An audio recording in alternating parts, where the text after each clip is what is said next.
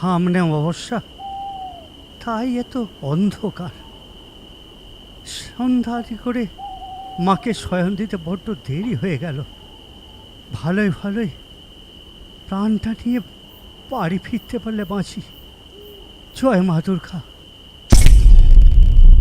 কে কে হাসে? কে হাসে? কে? বড্ড ভয় পেয়েছিস? কার কণ্ঠস্বর? কে তুমি? কে? এ কার কণ্ঠস্বর? কে তুমি? তোর কোনো ভয় নেই, তুই আমার সেবক।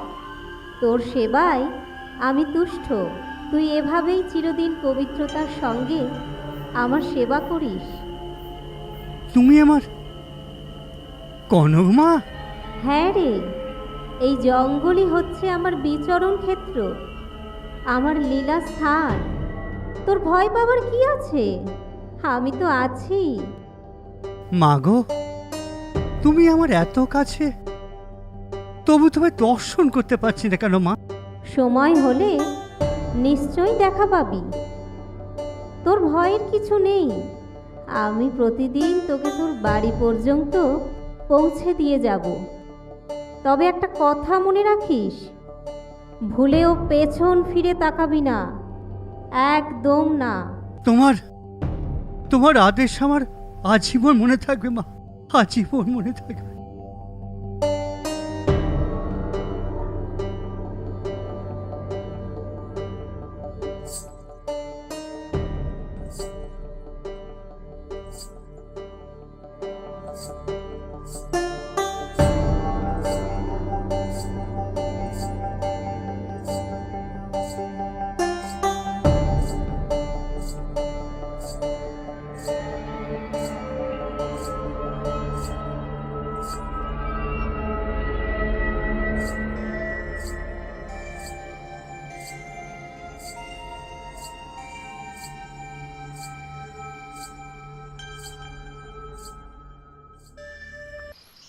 গোপীনাথ, গোপীনাথ, সব আমার খেলা। আমি তোর পাগড়ি খুলে আমার কাছে রেখেছিলাম। আমার একটা আদেশ আছে, আমি চাই রানী গোবিন্দমণির হাতের স্বর্ণ কঙ্কন দিয়ে আমার মূর্তি তৈরি করে আমাকে প্রতিষ্ঠা করবি। আমি তোর বংশের কুলদেবী হয়ে বিরাজ করব।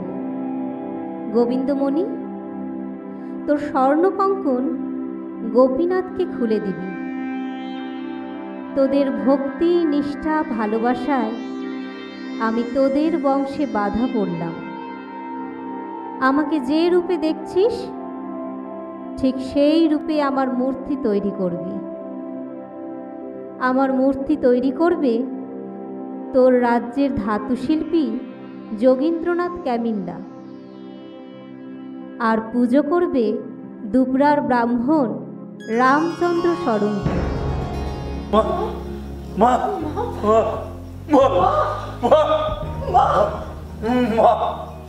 মা মা আর রাত্রি দ্বীপ প্রহরে মা দুর্গা আমাকে দর্শন দিলেন আর বললেন, আমি হচ্ছি মহিষাসুর সংহারিণী নারায়ণী, আমি মহামায়া কাত্যায়নী। তুই আমাকে অশ্ববাহিনী চতুর্ভুজা রূপে পুজো করবি।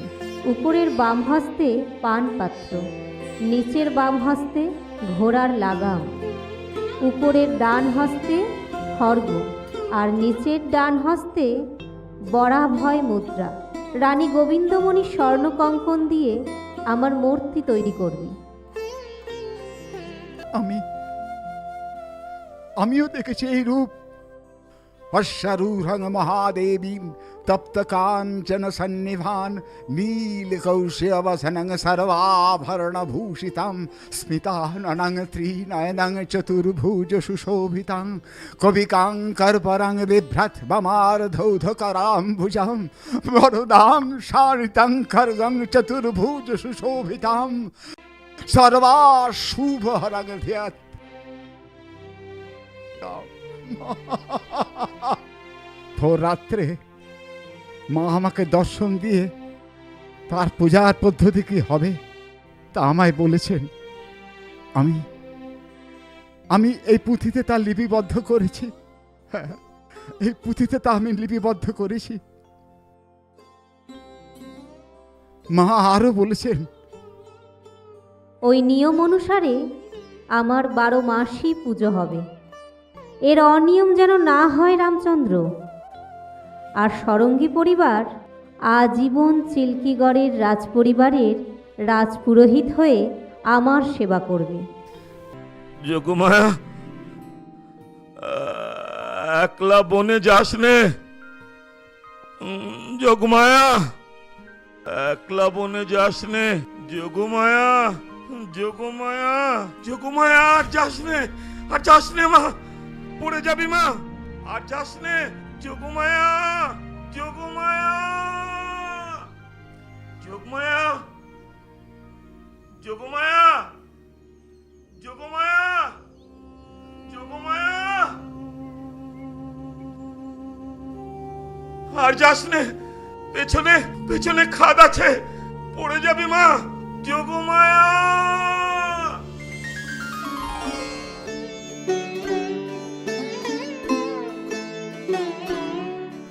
হে আমি কাকে দেখছি? এ তো আমার যোগমায়া নয়। তবে তবে কে? মাথায় সোনার মুকুট, কপালে তৃতীয় নয়ন, পরনে নীলাম্বরী শাড়ি। এ আমি কাকে দেখছি?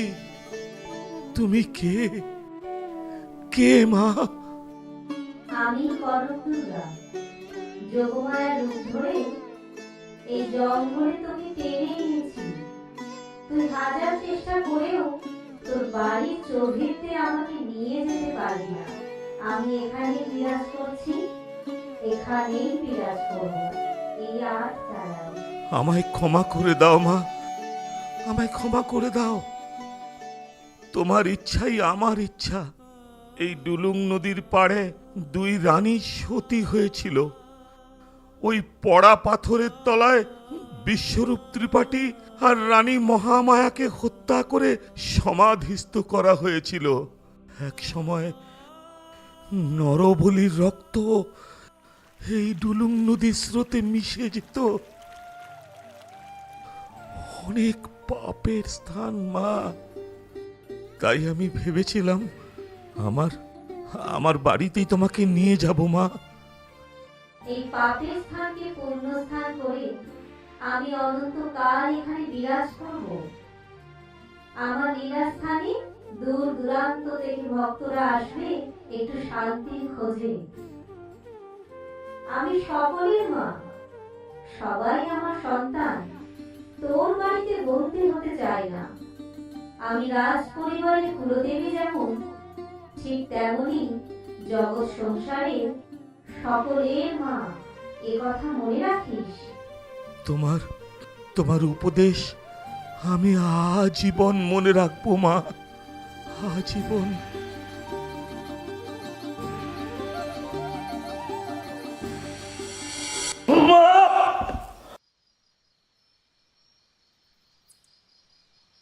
ডুলুং নদীর পূব পাড়ে, এই ডুলুং নদীর পূব পাড়ে মন্দির আছে বন ভিতরে। কনক মায়ের থানে আজও পূজা হয় সেথায়। ওই দেবী মায়ের থানে আজও পূজা হয় সেথায়। কনক দুর্গা নামটি দিলেন চিল্কিগড় রাজায়। কনক দুর্গা নামটি দিলেন চিল্কিগড় রাজায়। যত কুর্মি বাগাল মাঝি বাউরি এই এলাকার বসতকারী। এই কুর্মি বাগাল মাঝি বাউরি এই এলাকার বসতকারী। মায়ের পায়ে মানত করে করুণা যে পায়। মায়ের পায়ে মানত করে করুণা যে পায়। কনক দুর্গা নামটি দিলেন চিল্কিগড় রাজায়। ডুলুং নদীর পূব পাড়ে।